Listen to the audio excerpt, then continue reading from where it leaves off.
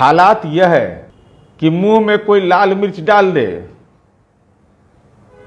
और तीखा मिर्च है और उसके बाद पानी कोई नहीं दे, कैसा मन बेचैन होगा।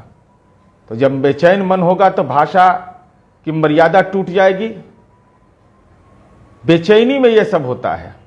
और उस सवाल पर हमने यही कहा था प्रतिपक्ष के नेता माननीय तेजस्वी यादव जी से कि आप दिल्ली में हैं, तो हमने अनुरोध किया था कि आप दिल्ली में हैं ही और आपका पार्टी का ऑफिस कहा जाता है, हालांकि वह आपकी संपत्ति है, राबड़ी भवन दीनदयाल उपाध्याय मार्ग में, वहां कोविड केयर सेंटर चला दीजिए। हमने ही कहा था कि वहां के माननीय मुख्यमंत्री जी से को संसूचित कर दीजिए कि इतना बड़ा हमारे पास ढांचा है और उसके बारे में संसूचित कीजिएगा, तो वहां की सरकार तय करेगी।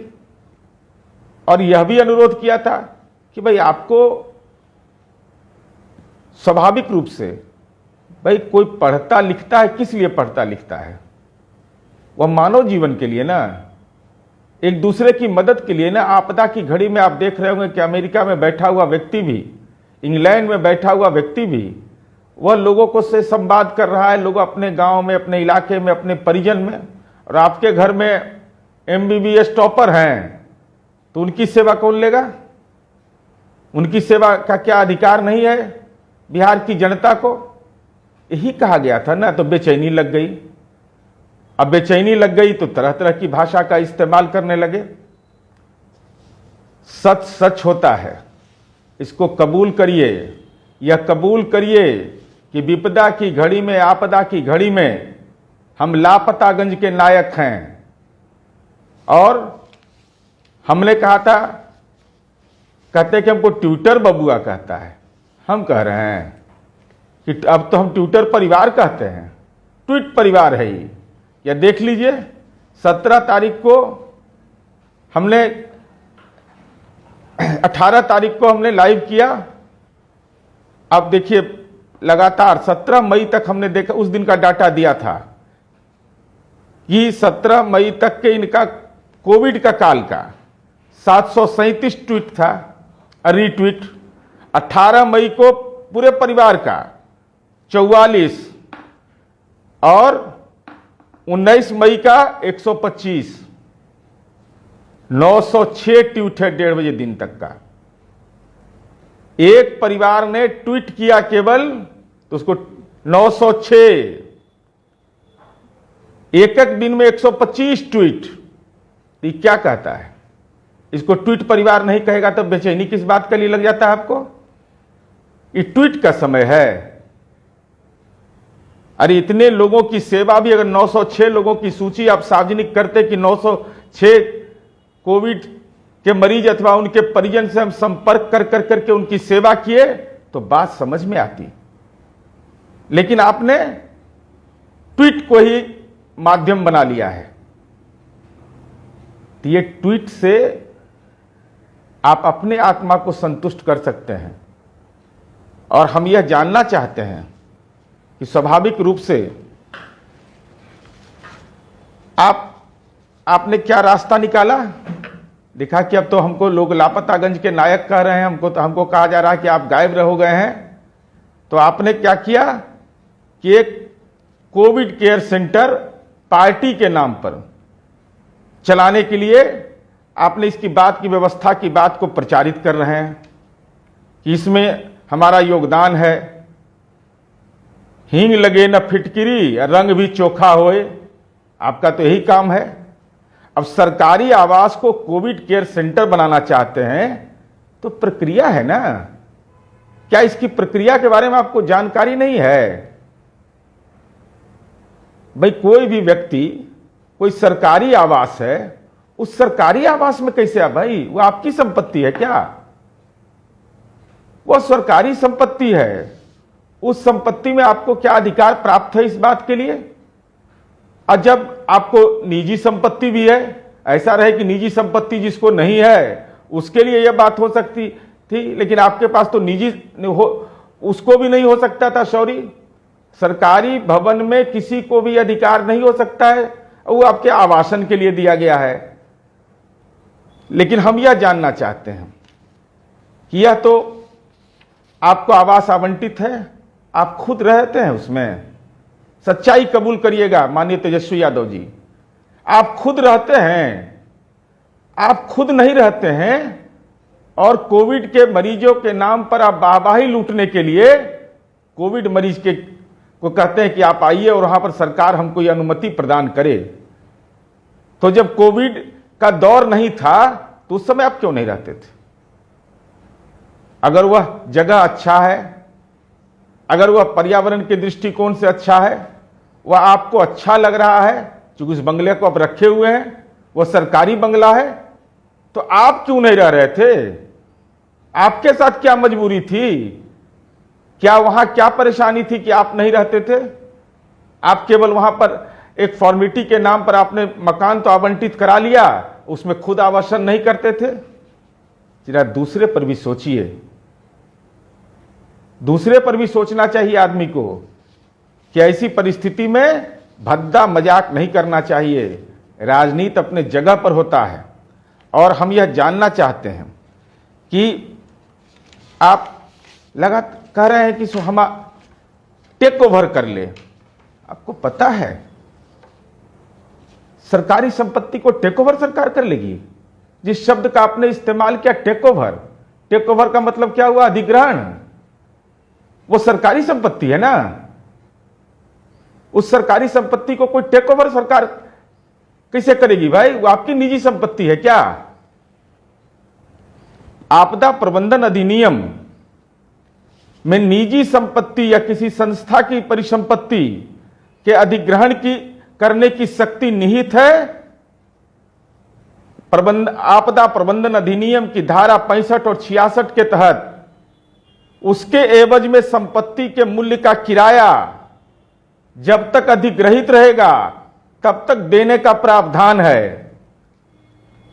तो वह संपत्ति सरकार की, किसी भी व्यक्ति की है क्या? तो उसका मुआवजा लेने के चक्कर में है क्या आप? मुआवजा किराया लेना चाहते हैं क्या उसका? वो सरकार की संपत्ति है। वो जनता की गाढ़ी कमाई से बनाए हुए भवन है, तो उसका आप कैसे मालिकाना हक आपने कैसे ले लिया? उसका मालिकाना हक लेने का आपको अधिकार नहीं है माननीय तेजस्वी यादव जी।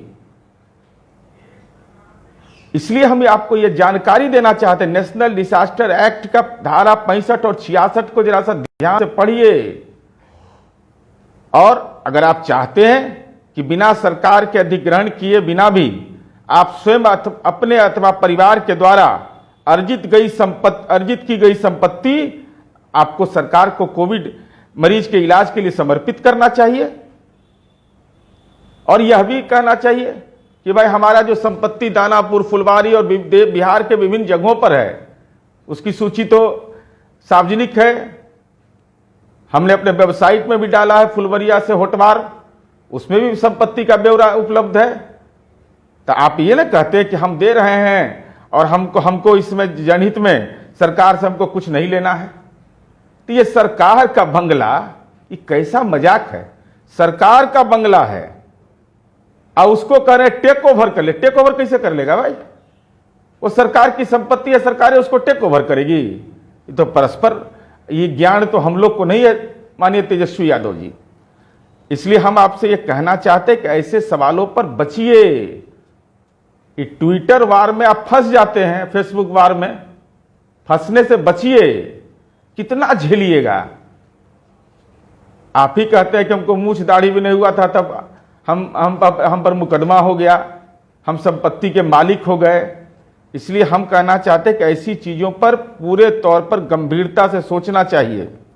और बंगला से आपको बहुत प्रेम है, सरकारी बंगला को तो आप समझते हैं कि यह भी निजी जागीर बन जाए, तो उसके लिए तो आपका प्रेम जग जाहिर है। आप इसके लिए तो सुप्रीम कोर्ट तक चले गए, सुप्रीम कोर्ट तक। देश रत्न मार्ग जब का जो मकान आपके नाम से आवंटित था, तो उसके लिए सुप्रीम कोर्ट तक आप चले गए थे बंगला के लिए। और सुप्रीम कोर्ट ने आपके साथ क्या किया था ये आपको याद ही होगा, ये बताने की हमको जरूरत नहीं है। जुर्माना भी लग गया था। कि बंगला प्रेम जो है और बंगला के नाम पर जो नाटक राजनीति में करते हैं, यह जनता को मंजूर नहीं है। मेरी भाषा इसलिए तीखी हो गई कि आपने टेक ओवर कर दिया। टेक ओवर करने का कैसे आपने बात कह दी? वह सरकार की संपत्ति है तो आपने टेक ओवर की बात कह दी। और इसका मेडिकल स्टैंडर्ड है, ऐसा नहीं कि कोई भी कोविड केयर सेंटर बिना मेडिकल स्टैंडर्ड जो है उसका अनुपालन करना आवश्यक है। इससे संक्रमण फैलेगा। इसके तहत विभिन्न धाराएं बनाई गई हैं कि अगर वो ऐसा कोई संक्रमण फैलाएगा, उसका अनुपालन नहीं होगा तो उस पर मुकदमा हो सकता है। ये आईपीसी की धारा 1860 के तहत मुकदमा भी हो सकता है इसमें। इसलिए हम ये कहना चाहते हैं, ये बड़ी महत्वपूर्ण विषय है। ये कोविड है, संक्रमण होता है, खतरनाक बीमारी है यह। इसलिए ऐसे सवालों पर इस ढंग की भाषा और इस ढंग के बयान दिए जाने से बचना चाहिए। और सरकार जो भी है, लगातार इस दिशा में हम प्रयासरत हैं। आप यह कहते, आज भी लाइव से कहते कि भाई ये काम हुआ है और काम को बढ़ाना चाहिए, इसमें यह व्यवस्थागत और आधार देना चाहिए। लेकिन आप उस सवाल पर एक भी बयान, एक भी आपके संदर्भ नहीं आते हैं। एक तो आप दिल्ली में बैठे हुए हैं, दिल्ली से आने के लिए कहते हैं कि अनुमति। अरे अनुमति मैं बार बार कितनी बार आपको समझाऊं कि जहां भी दिल्ली के इलाके में है वहां के सब एसडीएम को यह आवेदन दीजिए। अब बिहार से किसी को मुंबई जाना है तो इंटर स्टेट जाने के लिए लिंक है ना बना हुआ, तो उस लिंक पर अप्लाई करेगा, वो आ जाएगा। पिछली बार भी आप आए थे, पिछली बार भी 54-55 दिन जब आप यहां से लापता थे तो कैसे आए थे आप? आपने तो लिंक पर अप्लाई किया होगा, उसी के आधार पर आप आए थे। अब आज कह रहे हैं कि हमको अनुमति। अरे अनुमति तो बिहार की जनता ने आपको विपक्ष के नेता के रूप में यह जिम्मेवारी दी है कि आप आइए, कि आप बिहार की जनता की सेवा करिए, अपने क्षेत्र की सेवा करिए। इसलिए आप कह रहे हैं कि हमारे आंदोलन से फला काम हुआ। कहां आंदोलन हुआ? कोविड काल में आंदोलन हो रहा है। कोविड काल में कहां आंदोलन हो रहा है? आप कह रहे हैं कि हमारे आंदोलन से।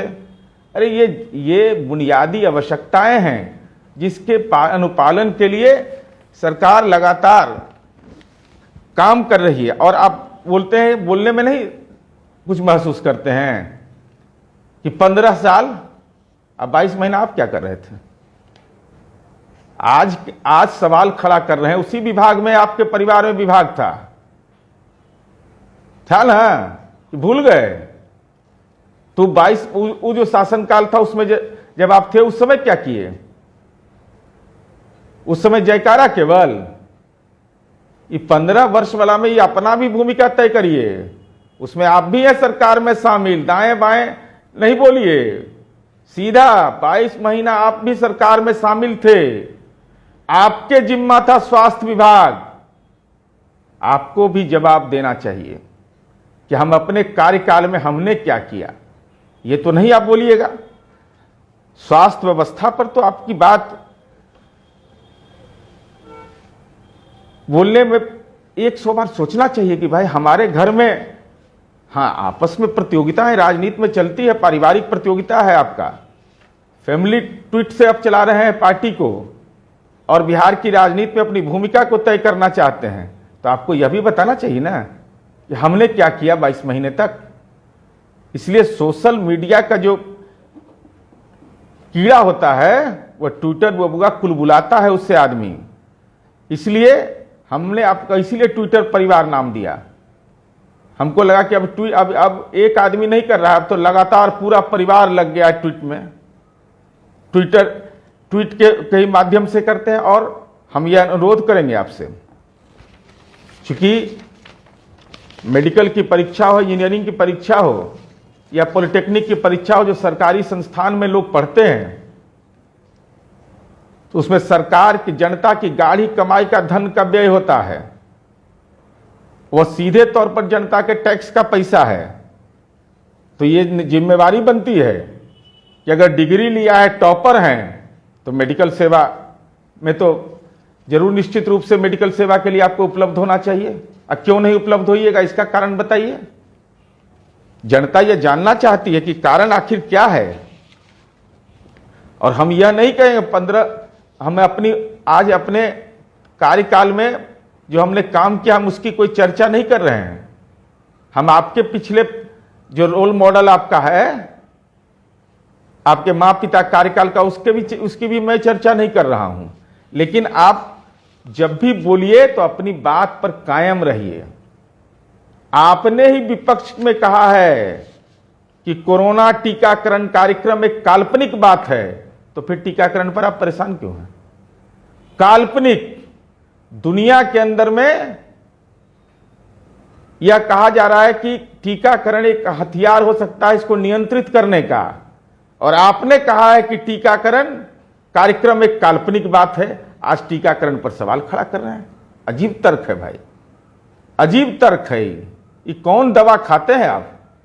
ये सुविधा के अनुसार तर्क देते हैं। ऐसे बुनियादी सवाल पर, राजनीतिक सवाल पर दे सकते हैं, लेकिन ये बुनियादी सवाल है, प्राण रक्षा का सवाल है।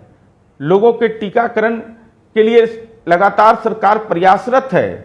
केंद्र सरकार और राज्य सरकार लगातार इस दिशा में प्रयत्नशील है, और आपको यह बताना चाहिए कि और टीका की उपलब्धता को कैसे सुनिश्चित करने में अपनी भूमिका भी आप तय करके बताते कि हमारी यह भूमिका होगी। लेकिन आपने कह दिया कि हमारा ये हमने बनाया है और उसको टेक ओवर कर लीजिए। बात बताइए भाई, टेक ओवर कैसे कर लेगा कोई?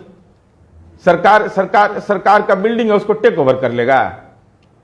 बोलने में जरा ये सब चीजों का ध्यान रखिए। कानून बड़ा चीज होता है, और कानून का एहसास तो आपको है। कानून का जकड़न किसको कहते हैं, इसका तो आपको सुखद एहसास है। इसलिए हम यह कहना चाहते हैं कि अब कोविड-19 का जो सेकेंड फेज है, उस फेज में लगातार बिहार की आम जनता की जो भूमिका है वह इससे संघर्ष करने का है। और यह ठीक है कि इसमें और सुधार होना चाहिए, व्यवस्थागत आधार और मजबूत होना चाहिए। यह भी सही है कि इन चीजों को में जितना हो सके एक दूसरे का सहयोग करना चाहिए। तो आप सहयोग करिएगा नहीं, आप अपने दिल्ली में रहिएगा, और दिल्ली में अपने आने के लिए अनुमति मांग रहे हैं। और माननीय विधायक को आप क्या निर्देश दे रहे हैं अपने दल का? माननीय विधायक को आपने क्या निर्देश दिया? आप तो सोशल मीडिया पर सारी बात को रख रहे हैं ना। तो हम यह जानना चाहते हैं कि भाई दोहरा मापदंड क्यों बनाते हैं? आप नेता हैं तो अपने लिए अनुमति राजनीति में दे रहे हैं कि भाई हमको अनुमति दे। अनुमति लेना है कहां से? आपको दिल्ली से अनुमति मांग रहे हैं यहां। तब पेट दर्द जब करे तो सर दर्द की दवा से ठीक नहीं होता है। और हम यह बार बार आपको स्मरित कर रहे हैं कि कोविड-19 का दौर है, पॉलिटिकल कोविड का दौर नहीं है। जो भी बन पड़े, जहां हैं, जिस स्थिति में हैं, एक दूसरे की सेवा करनी चाहिए। आज जहां भी लोग हैं देश के अंदर में, बिहार के लोग एक दूसरे का सहयोग कर रहे हैं, चाहे वह किसी भी राज्य का निवासी हो, किसी जाति का हो, किसी धर्म का हो। और तमाम चीजों पर हम लोग सतत निगरानी किए हुए। लेकिन हम यह जरूर अनुरोध करेंगे कि आप ऐसी बातों से परहेज करिए। मुझे मजबूरी में आज फेसबुक लाइव करना पड़ा। हमको लगा कि भाई अभी पॉलिटिकल बात दौर नहीं है, लेकिन आप जिस भाषा का आप इस्तेमाल कर रहे हैं वह आपका संस्कार हो सकता है। जिस ढंग से अमर्यादित टिप्पणी फैमिली ट्वीट के द्वारा किया जा रहा है, यह आपकी सोच, आपको मुबारक हो। लेकिन बिहार की जनता को मानसिक संबल प्रदान करिए। कोविड-19 के जो पीड़ित परिवार हैं उनसे संवाद करिए, उनसे एक दूसरे, उनका धैर्य बढ़ाइए, उनका मनोबल बढ़ाइए। उनके लिए जो किया जा सकता है वह करने की आवश्यकता है। लेकिन आप दूसरे काम में लग गए हैं। इसलिए हम आपसे पुनः अनुरोध करेंगे कि सियासत चमकाने का समय आएगा। उसके लिए आपको समय अभी आपके पास है, और भाषागत मर्यादा को जरूर कायम रखिएगा। और जिस आप खुद दिल्ली में अपने पिता की सेवा के लिए हैं, तो दिल्ली में बेहतर चिकित्सा संस्थान इसी कारण है ना। उनका स्वास्थ्य बेहतर हो, हम समूह की यही कामना रहती है कि बेहतर हो। लेकिन जो भी आपकी योग्यता है, शैक्षणिक योग्यता है, चिकित्सीय योग्यता है, चाहे जो कुछ भी है, उसका निश्चित रूप से सामाजिक हित में अभी टेलीफोन से लोग एक दूसरे को सलाह दे रहे हैं, डॉक्टर लोग। और हम लोग क्या डिग्री लेकर के लोग कोई घर बैठा रहेगा तो समाज उस पर सवाल नहीं खड़ा करेगा, स्वाभाविक सवाल खड़ा करेगा। टेलीमेडिसिन के द्वारा भी लोगों को सुविधाएं दी जा रही है, जो होम आइसोलेशन में उनको यह सुविधा दी जा रही है, और कोई टॉपर रहे और उससे सुविधा नहीं लिया जाए। ये तो जनता का हक बनता है, उसमें वो जनता आपकी जिम्मेवारी भी बनती है, क्योंकि ट्वीट परिवार है, आप उस परिवार के अभिनेता हैं, तो आपकी ये जिम्मेवारी बनती है। इस जिम्मेवारी से पलायन मत करिए। जो हमारे डॉक्टर हैं, जो हमारे चिकित्सा कर्मी हैं, जान की बाजी लगा करके, जो हमारी नर्सेज बहनें हैं, वो जान की बाजी लगा करके ऐसे काम को कर रहे हैं। इसलिए हम आपसे यही अनुरोध करेंगे कि कोविड-19 का दौर है, पॉजिटिव राजनीति करिए, पॉजिटिव। और देश का इतिहास रहा है, इस देश का इतिहास रहा है, गौरवमय इतिहास रहा है कि आपदा के काल में सत्ता और विपक्ष दोनों एक साथ खड़े रहे हैं। इस देश ने विभिन्न दौर देखा है। ये देश की परंपरा रही है कि देश के पूर्व प्रधानमंत्री इंदिरा गांधी जी जब सत्तासीन थी तो अटल जी ने उनको दुर्गा कहा था। जो विजय पताका फहरा करके राष्ट्रीय स्वाभिमान की रक्षा उन्होंने की थी। जब देश की राष्ट्रीय सुरक्षा का मामला हो, विदेश नीति का मामला हो, आपदा का काल हो, इस देश की परंपरा रही है एकजुट रहने का। लेकिन राजनीति का दौर बदला है, समय बदला है। बगैर संघर्ष किए राजनीति के शीर्ष पर लोग पहुंचने वाले लोग आए हैं। तब से ये राजनीति के अंदर में ऐसी स्वाभाविक प्रवृत्तियां बढ़ते जा रही हैं जो चिंता का विषय है।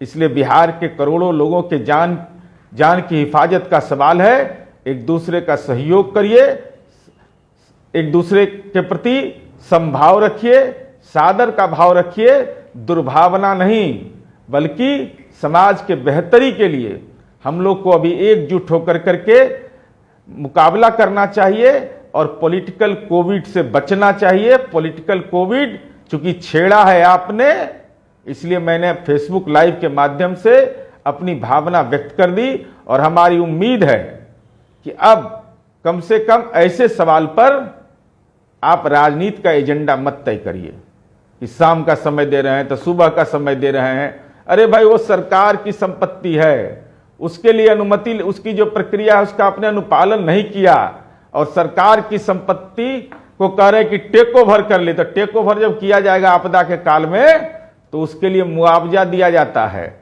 तो मुआवजा लेने के चक्कर में पड़ गए हैं क्या आप? मुआवजा लेने के चक्कर में पड़ गए हैं तो इसलिए मैं कह रहा हूं कि फिर मैं पढ़ के सुना देता हूं आपको। आपदा प्रबंधन अधिनियम की धारा 65 और 66 में सरकार को किसी भी व्यक्ति या संस्था की निजी परिसंपत्ति आपदा की स्थिति में अधिग्रहण करने की शक्ति निहित है। उसके एवज में संपत्ति के मूल्य का किराया अधिग्रहित संपत्ति की तिथि तक देने का प्रावधान है।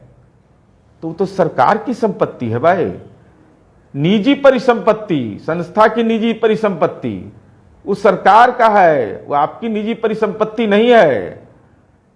और लेकिन और उसमें जो सरकार का प्रावधान है, आपने कह दिया कि टेक ओवर कर लीजिए, बंगला को टेक ओवर कर ले सरकार। इसलिए मुझे लगता है कि आपकी तार्किक शक्ति पर भी विराम लग चुका है। इसीलिए आप सरकार को ही संपदा को सरकार के द्वारा अधिग्रहित टेक ओवर करने का सुझाव दे रहे हैं। जो संपत्ति सरकार की है उससे सरकार फिर कैसे अधिग्रहित कर लेगी? टेक ओवर का मतलब अधिग्रहण होता है। इस सवाल का जवाब आपसे अपेक्षित होगा और आप तमाम फेसबुक लाइव से जुड़े हुए तमाम साथियों से ही आग्रह है, निवेदन है कि चाहे जो जितना अपमानजनक भाषा बोले, उनकी सोच उनको मुबारक, उनकी भाषा उनको मुबारक, लेकिन तर्क में शक्ति निहित होती है। अपमान की भाषा वो करें और आप सम्मान की भाषा करिए। कोविड के संक्रमण से लड़िए। हर बिहारी इस महामारी को हराएगा, ये संकल्प के साथ कि हम इस महामारी से लड़ेंगे, इसको हराएंगे।